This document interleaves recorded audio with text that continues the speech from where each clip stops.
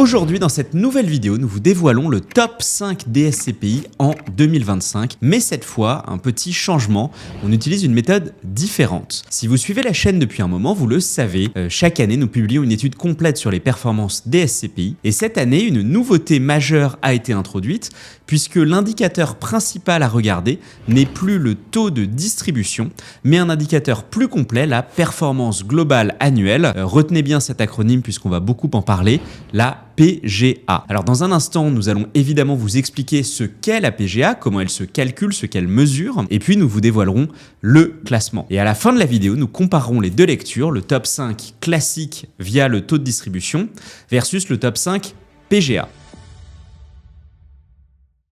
Alors vous allez le voir, ce changement d'indicateur a un impact très concret puisque le top 5 n'est pas le même selon l'indicateur choisi. Alors qu'est-ce que la performance globale annuelle et comment se calcule-t-elle? Pour revenir sur l'indicateur historique qui est le taux de distribution, celui-ci se calcule en divisant les loyers perçus sur l'année N par le prix de la part au 1er janvier de l'année N. Et la performance globale annuelle, eh bien, c'est tout simplement la somme du taux de distribution de l'année et la variation du prix de part sur la même période. Alors pour faire simple, imaginons une SCPI qui aurait un taux de distribution de 5% et une revalorisation, donc une augmentation du prix de la part de 2%, eh bien la performance globale annuelle serait de 5 plus 2, 7%. Autrement dit, la performance globale annuelle, et c'est pour ça qu'on l'a dit globale, prend à la fois en compte les revenus perçus, mais également l'évolution de la valeur de la part. Je vous ai pris tout à l'heure un exemple favorable, je vais faire le même exemple sur quelque chose de plus défavorable. Imaginons une SCPI qui distribue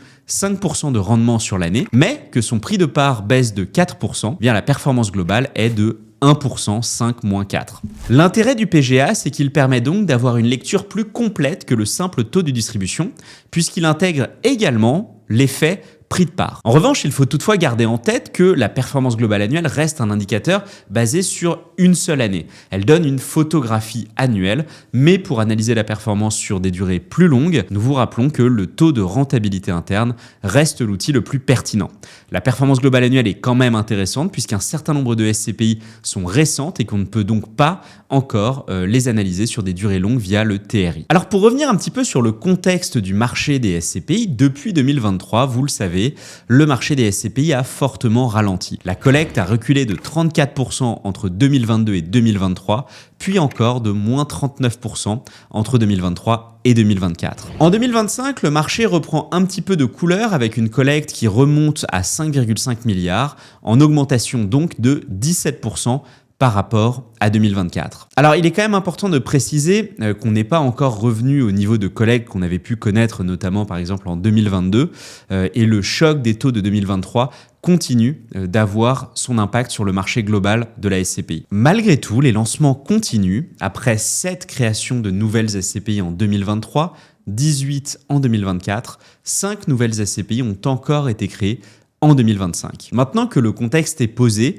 regardons d'un petit peu plus près quels sont les SCPI qui composent le top 5 en termes de performance globale annuelle en 2025. Je vous rappelle, avant de passer aux chiffres, que les performances passées ne préjugent pas des performances futures, que les objectifs de rendement annoncés par les gérants sont non garantis et qu'investir en SCPI comporte des risques, notamment de perte en capital et de liquidité. N'oubliez pas de toujours bien vous renseigner avant d'investir. Le classement réalisé ici est basé uniquement sur la performance globale annuelle 2025 des SCPI. Il y a évidemment beaucoup d'autres indicateurs de performance que l'on peut prendre en compte, mais nous avons tenté de faire quelque chose de relativement simple sur un indicateur unique. Je vous rappelle également que d'autres indicateurs sont analysés dans l'étude complète que vous pouvez retrouver dans la description.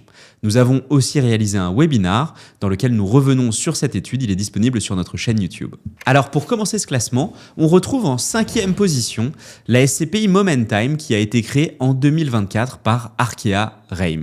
La promesse de la société de gestion est assez simple, faire une SCPI diversifiée avec une approche opportuniste, capable d'investir en France comme à l'international, y compris hors de la zone euro. À fin 2025, Momentime affiche une capitalisation de quasiment 41 millions d'euros et un taux d'occupation financier de 96,60%. À ce stade, la SCPI compte 3 actifs répartis entre la France et le Royaume-Uni, avec notamment une acquisition de bureaux à Cardiff. Côté performance, Momentime affiche une performance globale annuelle 2025 de 9,25% et annonce un objectif de taux de rentabilité interne de 6% sur 10 ans. En quatrième position, on retrouve Iroko Atlas, la deuxième SCPI lancée par la société de gestion Iroko, dans la continuité donc d'Iroko Zen. Sa particularité est très claire, elle investit uniquement en dehors de France. Autre point différenciant, dans la droite ligne d'Iroko Zen, il s'agit d'une SCPI sans frais de souscription. Et d'ailleurs, pour en savoir plus sur cette SCPI, nous avons réalisé une vidéo dédiée qui s'affiche à l'écran. Ce qui est intéressant, c'est une approche d'investissement plus granulaire, car pour Iroko Atlas, Iroko mise sur des actifs entre 1 et 10 millions d'euros. Au quatrième trimestre 2025, ça s'est franchement accéléré avec 50 millions d'euros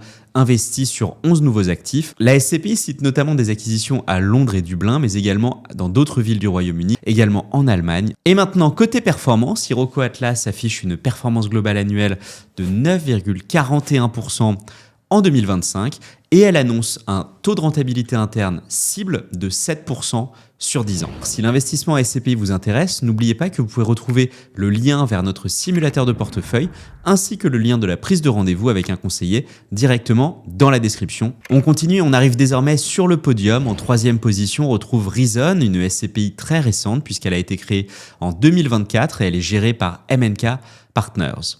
Son positionnement est assez original puisque Reason veut démocratiser l'investissement immobilier tout en portant une stratégie centrée sur des actifs core liés aux énergies renouvelables. La SCPI Reason se démarque également par une utilisation avancée de données quantitatives, l'objectif étant d'identifier les bonnes opportunités grâce à la data. Fin 2025, la SCPI affiche une capitalisation de 21 millions d'euros et un taux d'occupation financier de 100%. Autre particularité, le prix de part est à 1 euro et le minimum est de 200 parts. Vous pouvez donc investir sur cette SCPI dès 200 euros. Côté performance, Reason affiche une performance globale annuelle de 13,90% en 2025.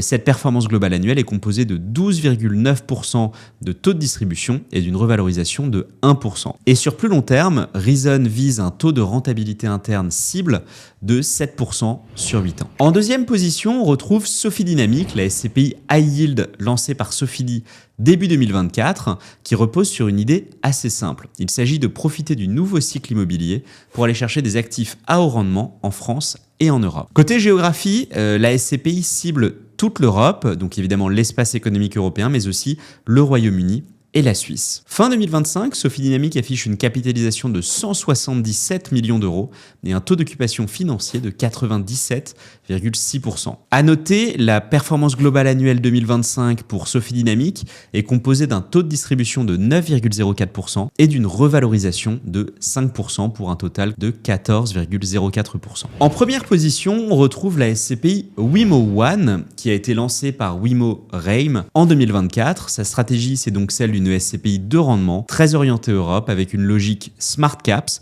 Alors les Smart Caps, c'est quoi? Ce sont des actifs de petite taille, en moyenne autour de 2,5 millions d'euros. L'exposition est également devenue de plus en plus européenne au fil de 2025 et à fin 2025, la France est minoritaire dans l'allocation géographique du patrimoine. Au quatrième trimestre 2025, la SCPI a connu une forte accélération puisqu'elle a acquis 13 nouveaux actifs sur le trimestre, ce qui porte le patrimoine à 28 actifs au total, fin 2025. La SCPI affiche désormais une capitalisation de 75 millions d'euros, un taux d'occupation financière de 100% et une exposition majoritairement européenne en Italie, en Espagne et en France. Le portefeuille reste très orienté commerce avec quasiment 74% de la valeur du patrimoine sur cette typologie d'actifs, devant les locaux d'activité, l'éducation et les bureaux. Et maintenant, côté performance, eh bien Wimo One affiche une performance globale annuelle 2025 de 15,27% que la société de gestion qualifie elle-même d'exceptionnelle et non reproductible, notamment à cause de l'effet mécanique lié au délai de jouissance. Sur le long terme, elle vise un taux de rendement interne cible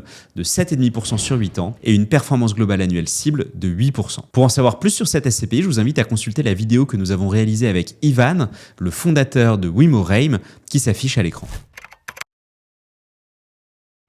Alors désormais, nous allons comparer le top 5 via la performance globale annuelle par rapport au top 5 que nous aurions obtenu si nous n'avions considéré que le taux de distribution. Vous allez le voir, il y a de légers changements. Donc si nous avions fait le top 5 par taux de distribution, eh bien Wimo One reste numéro 1 dans les deux lectures puisque sa performance globale annuelle n'est en réalité composée que de son taux de distribution. Sophie Dynamic, qui était deuxième dans le classement par performance globale annuelle, tomberait cinquième dans le classement par taux de distribution, ce qui est plutôt logique puisqu'elle affichait une revalorisation de 5%, un taux de distribution de 9,04% et elle gagne donc des places grâce à cet indicateur plus global. À l'inverse, Reason, elle, remonterait à la deuxième position du classement par taux de distribution avec son taux de distribution de 12,90%. Hiroko Atlas clôturerait le podium en troisième position et Momentime se situerait en quatrième position. Comme vous le voyez, nous n'aurions pas exactement le même top 5 si nous avions conservé l'ancienne approche via le taux de distribution et c'est vraiment là que la performance globale annuelle montre sa force puisqu'elle permet d'avoir une vision beaucoup plus complète de la performance de SCPI. En tout cas, ce classement illustre surtout une chose, en 2025, regarder uniquement le taux de distribution ne suffit plus. Il y a des ajustements de prix de part à la hausse, on en a vu certains, il y en a eu d'autres à la baisse, le marché est encore en transition et la performance globale annuelle permet d'apporter une lecture plus complète de la performance sur un an en intégrant donc les revenus mais également l'évolution du prix de part. C'est d'ailleurs la raison pour laquelle nous l'utilisons dans cette vidéo. Attention toutefois, la performance globale annuelle sur une seule année ne garantit absolument rien pour la suite. Nous vous rappelons également que les SCPI jeunes bénéficient d'une forme de prime via l'effet relutif du délai de jouissance et que leur performance a mécaniquement tendance à s'éroder, c'est tout à fait normal, sur les quelques premières années avant de converger vers une asymptote, donc ce qu'on appelle nous le taux de distribution réel des actifs. Le taux de distribution est donc gonflé pendant les quelques premières années. Je vous rappelle qu'investir en SCPI comporte des risques, notamment le risque de perte en capital et le risque de liquidité. Si vous voulez aller plus loin, le lien de l'étude complète est dans la description de cette vidéo et je vous rappelle qu'évidemment toutes les SCPI citées dans la vidéo sont disponibles sur la plateforme Louvainvest. Le lien est également dans la description.